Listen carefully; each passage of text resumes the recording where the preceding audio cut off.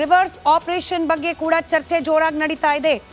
ಲೋಕಸಭಾ ಚುನಾವಣೆ ಹೊಸ್ತಿಲಲ್ಲೇ ಕೆಪಿಸಿಸಿ ಅಧ್ಯಕ್ಷ ಡಿಕೆ ಶಿವಕುಮಾರ್ ಹೊಸದೊಂದು ಬಾಂಬ್ ಸಿಡಿಸಿದ್ದಾರೆ.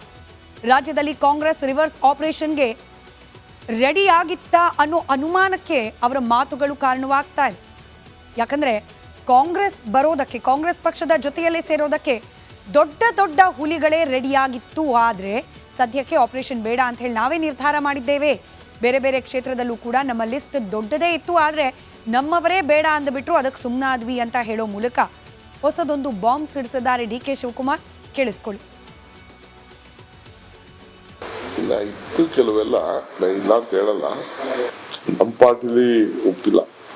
ನಾನು ಸಿದ್ಧ ಇದ್ದೆ. ನಮ್ಮ ಪಕ್ಷದಲ್ಲಿ ಇನ್ನ ಕೆಲವು ನಾನು ಇಂಡಿವಿಜುವಲ್ ಡಿಸಿಷನ್ ತೊಗೊಳಕ್ಕಾಗಲ್ಲ. ಸೊ ನಮ್ಮ ಪಾರ್ಟಿಲಿ ಒಪ್ಪಿಲ್ಲ. ಮಂದಿ ಅಲ್ಲ, ಇನ್ನ ಬೇರೆಯವರೆಲ್ಲ ಇದ್ರು, ಎಲ್ಲ ಒಳ್ಳೆ ಹುಲಿಗಳೇ ಇದ್ರು ನಮ್ಮ ಹತ್ರ.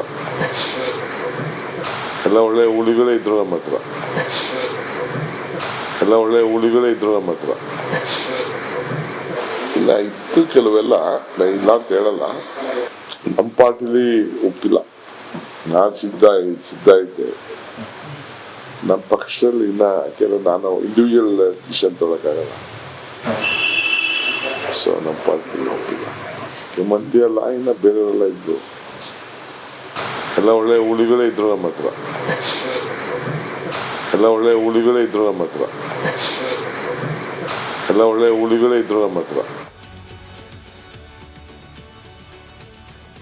ಮತ್ತೊಂದು ಕಡೆ ಈ ಬೆಂಗಳೂರು ಗ್ರಾಮಾಂತರ ಲೋಕಸಭಾ ಕ್ಷೇತ್ರದಿಂದ ಬಿಜೆಪಿ ಅಭ್ಯರ್ಥಿಯಾಗಿ ಡಾಕ್ಟರ್ ಸಿಎನ್ ಮಂಜುನಾಥ್ ಅವರನ್ನ ಕಣಕ್ಕಿಳಿಸಿದ ನಂತರದಲ್ಲಿ ಕಾಂಗ್ರೆಸ್ನ ವರಿಷ್ಠ ನಾಯಕರೇನೇ ತೀರ್ಮಾನ ಕೈಗೊಂಡ್ಬಿಟ್ಟಿದ್ದಾರೆ, ಇನ್ಕ್ಲೂಡಿಂಗ್ ಡಿಕೆ ಶಿವಕುಮಾರ್, ಡಿಕೆ ಸುರೇಶ್ ಹಾಗೆ ಸಿದ್ದರಾಮಯ್ಯ ಅವರು. ಯಾವ ಕಾರಣಕ್ಕೂ ಕೂಡ ಸಚ್ಚಾರಿತ್ರ ಇರುವ ವ್ಯಕ್ತಿ ಅಂತ ಹೇಳಿ ಗುರುತಿಸಿಕೊಂಡಿರುವ ಡಾಕ್ಟರ್ ಸಿಎನ್ ಮಂಜುನಾಥ್ ಅವರ ವಿರುದ್ಧವಾಗಿ ಅವರ ವೈಯಕ್ತಿಕ ವಿಚಾರಕ್ಕೆ ಸಂಬಂಧಪಟ್ಟಂತೆ ನಾವು ಟೀಕೆ ಮಾಡೋದು ಬೇಡ. ಅದರಿಂದ ಪಕ್ಷಕ್ಕೆ ಲಾಭ ಆಗೋದಕ್ಕಿಂತ ಹೆಚ್ಚಾಗಿ ಡ್ಯಾಮೇಜೇ ಜಾಸ್ತಿ ಆಗುತ್ತೆ. ಅದರಿಂದ ನೇರವಾಗಿ ಬಿಜೆಪಿ ಅಭ್ಯರ್ಥಿಯಾಗಿ ಕಣಕ್ಕಿಳಿದಿರುವ ಮಂಜುನಾಥ್ ಅವರಿಗೇನೆ ಲಾಭ ಆಗುತ್ತೆ ಚುನಾವಣೆ ಸಂದರ್ಭದಲ್ಲಿ ಅನ್ನೋ ಕಾರಣಕ್ಕೆ ಈ ನಿರ್ಧಾರ. ನೀವು ಬಯೋ ಹಾಕಿದ್ರೆ ಬಿಜೆಪಿನ ಬೈರಿ, ಕ್ಯಾಂಡಿಡೇಟ್ನ ಬೈಬೇಡಿ ಅಂತ ಹೇಳಿ ಈ ಕ್ಷೇತ್ರ ಹಾಗೆ ಮೈಸೂರು ಕ್ಷೇತ್ರಕ್ಕೆ ಸಂಬಂಧಪಟ್ಟಂತೆ ಯದುವೀರ್ ಒಡೆಯರ್ ಅವರ ವಿಚಾರಕ್ಕೆ ಸಂಬಂಧಪಟ್ಟಂತೆ ಕಾಂಗ್ರೆಸ್ನ ನಾಯಕರೇನೆ ತೀರ್ಮಾನ ಕೈಗೊಂಡಿದ್ದಾರೆ. ಆದರೂ ಕೂಡ ಡಾಕ್ಟರ್ ಸಿಎನ್ ಮಂಜುನಾಥ್ ಅವರನ್ನ ಅಭ್ಯರ್ಥಿಯಾಗಿ ಘೋಷಿಸಿರುವುದಕ್ಕೆ ಮಾಗಡಿ ಶಾಸಕ ಇಕ್ಬಾಲ್ ಹುಸೇನ್ ಟೀಕೆಯನ್ನ ವ್ಯಕ್ತಪಡಿಸಿದ್ದಾರೆ. ಅವರ ಮಾತಿಗೆ ಬಿಜೆಪಿ ಶಾಸಕ ಮುನಿರತ್ನ ತಿರುಗೇಟನ್ನ ನೀಡಿದ್ದಾರೆ. ಯಾವ ಲೆವೆಲ್ಗಿತ್ತು ಇಬ್ಬರು ನಾಯಕರ ಟಾಕ್ ಫೈಟ್, ನೀವೇ ಕೇಳಿಸ್ಕೊಳ್ಳಿ. ಯಾಕೆ ಇಲ್ಲಿ ಒಬ್ಬ ಉಸ್ತುವಾರಿ ಮಂತ್ರಿ ಆಗಿದ್ದಾರಲ್ಲ, ಅವರಿಲ್ವಾ? ಅವರು ನಿಂತ್ಕೋಬೋದಲ್ವಾ? ಅವರು ಪಾಪ ಸೇವೆ ಮಾಡೋರೆ. ರಾಮ ಮಂದಿರ ಕಟ್ತೀನಿ, ರಾಮ ಮಂದಿರಕ್ಕೇನೋ ಮಾಡ್ತೀನಿ, ಇಲ್ಲಿ ರಾಮದೇವ್ರ ಬೆಟ್ಟಿಗೇನೋ ಮಾಡ್ತೀನಿ ಅಂತ ಹೇಳಿದ್ರಿ, ಶ್ರೀರಾಮಚಂದ್ರ ಅಂದ್ಬಿಟ್ಟು ಬೇಕಾದಷ್ಟು ಹೊಗಳಿದ್ರಿ, ಅವ್ರು ನಿಂತ್ಕೊಳ್ಳೋಕ್ಕಾಗ್ತಾ ಇರಲ್ಲ. ಪಾಪ ಅಮಾಯಕ ಅಂತಂದು ಪಾಪ ಯಾಕೆ ನೀವೆಲ್ಲ ಪಾಪ ಇದು ಮಾಡ್ತಾ ಇದ್ದೀರಿ? ಹಂಗಲ್ಲಿ ನಿಮ್ಮಲ್ಲಿ ಶಕ್ತಿ ಇಲ್ಲ, ಅರ್ಕೆ ಕುರಿ ಪಾಪ ಮಾಡ್ತಾ ಇದ್ದಾರೆ. ಪಾಪ ಅವ್ರಿಗೇನು ಗೊತ್ತು ರಾಜಕಾರಣ? ಪಾಪ ಹೋಟೆಲ್ ನಿಮ್ಮ ಕುಟುಂಬದವ್ರು ಬಿಟ್ಟರೆ ಬೇರೆ ಯಾರೂ ಇಲ್ಲ ಅಂತ ಅರ್ಥನಾ? ಅಥವಾ ನಿಮ್ಮಲ್ಲಿ ಶಕ್ತಿ ಇಲ್ಲ ಅಂತನಾ? ಡಿ ಕೆ ಸುರೇಶ್ಗೆ ಸರಿಸಾಟಿ ಯಾರು ನಿಮ್ಮಲ್ಲಿ ಇಲ್ಲ ಅಂತ ಅರ್ಥ. ನೀವು ನಿಲ್ಲಿಸಿರೋ ಕ್ಯಾಂಡಿಡೇಟ್ ನೋಡಿದ್ರೆ ನಿಮ್ಮಲ್ಲಿ ಆ ಶಕ್ತಿ ಇಲ್ಲ. ಅದೇನೋ ಬಿಸ್ತೀನಿ ಅಂತ ಹೇಳೋನಪ್ಪ ನನಗೆ ಇಕ್ಬಾಲ್ ಹುಸೇನ್. ಅದೇನು ಬಿಸ್ತಾನ ನನಗಂತೂ ಗೊತ್ತಿಲ್ಲ.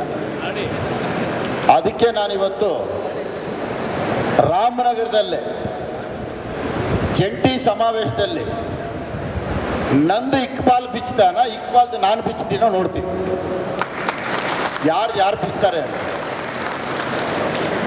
ರಾಮನಗರ ಜಿಲ್ಲೆನಲ್ಲೇ ತೋರಿಸ್ತೀನಿ. ಅಥವಾ ಅವ್ರಿಗೇನೋ ರಾಮನಗರ ಬೇಡ ಅಂದರೆ ದೊಡ್ಡ ವೇದಿಕೆ ರೆಡಿ ಮಾಡಿದ್ರೆ ಕನಕಪುರದಲ್ಲೇ ಬೀಸ್ತೀನಿ, ಅಲ್ಲಿಗೂ ರೆಡಿ. ಅವ್ರು ಕೇಳಿದ ಕಡೆ ನಾನು ರೆಡಿ ಇದ್ದೀನಿ. ನಂದು ಅವ್ರು ಬಿಚ್ಚಬೇಕಿಲ್ಲ, ಅವ್ರಿಗೆ ನಾನು ಬಿಚ್ಚಬೇಕು. ಮಾತು ನಮ್ಮ ಸಂಸ್ಕೃತಿಯ ಪ್ರತಿಬಿಂಬ ಅಂತ ಹೇಳ್ತಾರೆ. ಯಾವ ರೀತಿ ಮಾತನಾಡ್ತಾರೆ ನಾಯಕರು, ಅವರ ಸಂಸ್ಕೃತಿ ಎಂಥದ್ದು, ಅದನ್ನ ವೀಕ್ಷಕರ ಗಮನಕ್ಕೆ ಬಿಟ್ಟು ಡಿ ಕೆ ಶಿವಕುಮಾರ್ ಅವರು ಈ ರಿವರ್ಸ್ ಆಪರೇಷನ್ ಬಗ್ಗೆ ಮಾತನಾಡಿದ್ರು. ಹಾಗಾದ್ರೆ ಆ ರಿವರ್ಸ್ ಆಪರೇಷನ್ ಏನು, ಅದ್ರ ಬಗ್ಗೆ ಒಂದಷ್ಟು ಅಂಶಗಳನ್ನು ಕ್ವಿಕ್ಕಾಗಿ ಗಮನಿಸ್ತಾ ಹೋಗೋಣ. ದೊಡ್ಡ ಹುಲಿಗಳೇ ರೆಡಿ ಇತ್ತು ಅಂತ ಹೇಳಿಬಿಟ್ರು ಡಿ ಕೆ ಶಿವಕುಮಾರ್ ಕಾಂಗ್ರೆಸ್ ಪಕ್ಷಕ್ಕೆ ಬರಕ್ಕೆ. ಹಾಗಾದ್ರೆ ಡಿ ಕೆ ಶಿವಕುಮಾರ್ ಹೀಗೆ ಹೇಳಿದ ತಕ್ಷಣ ಯಾರ ನಾಯಕರು ಅನ್ನೋ ಸಹಜ ಕುತೂಹಲ ಮೂಡಿದೆ. ಬಿಜೆಪಿಯಲ್ಲಿ ಈಗಾಗಲೇ ಟಿಕೆಟ್ ಕೈ ತಪ್ಪಿದ್ದಕ್ಕೆ ನಾಯಕರು ನಿಗಿ ಅಂತಿದ್ದಾರೆ, ಬಂಡಾಯದ ಬಾವುಟ ಹಾರಿಸ್ತಿದ್ದಾರೆ. ಅಂಥವ್ರ ಪೈಕಿ ಯಾರಾದರೂ ಬರ್ಲಿಕ್ಕೆ ಸಿದ್ಧರಿದ್ದಾರಾ? ವಿಧಾನಸಭಾ ಚುನಾವಣೆ ಸಂದರ್ಭದಲ್ಲಿ ಗಮನಿಸಿದ್ವಿ, ಶೆಟ್ಟರ್, ಸವದಿ, ದೊಡ್ಡ ನಾಯಕರು ಲಿಂಗಾಯತ ಸಮುದಾಯಕ್ಕೆ ಸಂಬಂಧಪಟ್ಟವರನ್ನೇ ಹೈಜಾಕ್ ಅಂದರೆ ಇನ್ಫ್ಯಾಕ್ಟ್ ಹೈಜಾಕ್ ಅನ್ನೋದಕ್ಕಿಂತ ಅವರಾಗೆ ಬಿಟ್ಟು ಕಾಂಗ್ರೆಸ್ ಪಕ್ಷದ ಕೈ ಸೇರಿದ್ರು. ಈಗಲೂ ಕೂಡ ಲೋಕಸಭಾ ಚುನಾವಣೆಯ ಟಿಕೆಟ್ ಕೈ ತಪ್ಪಿದ್ದಕ್ಕೆ ಯಾರಾದರೂ ಬಿಜೆಪಿಯ ನಾಯಕರು ಕಾಂಗ್ರೆಸ್ ಕೈ ಹಿಡಿತಾರಾ ಅನ್ನೋ ಅನುಮಾನಕ್ಕೆ ಕಾರಣವಾಗ್ತಾ ಇದೆ ಡಿ ಕೆ ಶಿವಕುಮಾರ್ ಅವರ ಮಾತು. ಬಿಜೆಪಿಯಲ್ಲಿನ ಇದೇ ಭಿನ್ನಮತದ ಲಾಭವನ್ನ ಪಡೆಯುತ್ತಾ ಕಾಂಗ್ರೆಸ್ ಈ ಹಿಂದೆ ಬರ್ತೀವಿ ಅಂತಂದಿದ್ರು, ಆದರೆ ನಾವೇ ಈಗ ಬೇಡ ಅಂತ ಸುಮ್ಮನಿದ್ವಿ ಅಂತ ಹೇಳೋ ಮೂಲಕ ಮುಂದೆ ಅವ್ರು ಬರೋ ಸಾಧ್ಯತೆ ಇದೆ ಅನ್ನೋ ಪರೋಕ್ಷ ಸೂಚನೆಯನ್ನ ನೀಡಿದ್ರ ಡಿ ಕೆ ಶಿವಕುಮಾರ್ ಅವರು ಗೊತ್ತಿಲ್ಲ. ಲೋಕಸಭಾ ಚುನಾವಣೆ ಹೊತ್ತಿನಲ್ಲೇ ಆಪರೇಷನ್ ನಡೆದು ಹೋಗುತ್ತಾ ಅಥವಾ ಚುನಾವಣೆ ನಡೆದ ಮೇಲೆ ರಿಸಲ್ಟ್ಸ್ ಬಂದ ಮೇಲೆ ಏನಾದರೂ ನಡೆಯುತ್ತಾ? ಯಾಕಂದ್ರೆ ಈಗಲೂ ಕೂಡ ಕೇವಲ 7 ಕ್ಷೇತ್ರಗಳ ಟಿಕೆಟ್ ಮಾತ್ರ ಅನೌನ್ಸ್ ಆಗಿರೋದು ಕಾಂಗ್ರೆಸ್ನಿಂದ. ಆಪ್ಷನ್ಸ್ ಓಪನ್ ಇದೆ. ಬಿಜೆಪಿಯ ಅಷ್ಟೂ ಸೀಟ್ಗಳು ಹಂಚಿಕೆ ಆದ ನಂತರದಲ್ಲಿ ಅಲ್ಲಿ ಅಸಮಾಧಾನಗೊಂಡಿರುವ ಟಾಪ್ ಲೀಡರ್ಸ್ನೇನಾದರೂ ಕಾಂಗ್ರೆಸ್ ಪಕ್ಷ ಸೆಳೆಯುವ ಪ್ರಯತ್ನ ಮಾಡುತ್ತಾ ಅನುಮಾನಕ್ಕೆ ಕಾರಣವಾಗ್ತಾ ಇದೆ ಡಿ ಕೆ ಶಿವಕುಮಾರ್ ಅವರ ಮಾತು.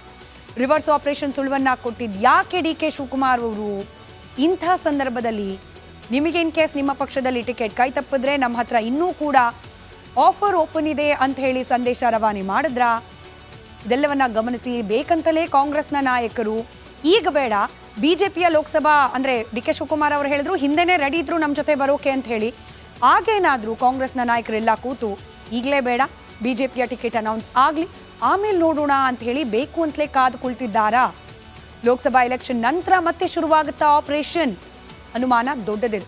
ಅದರಲ್ಲೂ ಬಿಜೆಪಿಯ ದೊಡ್ಡ ದೊಡ್ಡ ನಾಯಕರಿಗೆ ಗಾಳ ಹಾಕೋಕೆ ಸಿದ್ಧವಾಗಿದ್ದಾರಾ ಡಿ ಕೆ ಶಿವಕುಮಾರ್? ಹಾಗಾದ್ರೆ ಆಪರೇಷನ್ ಬೇಡ ಅಂತ ಹೇಳಿದ ಆ ಲೀಡರ್ ಯಾರು, ಯಾಕೆ?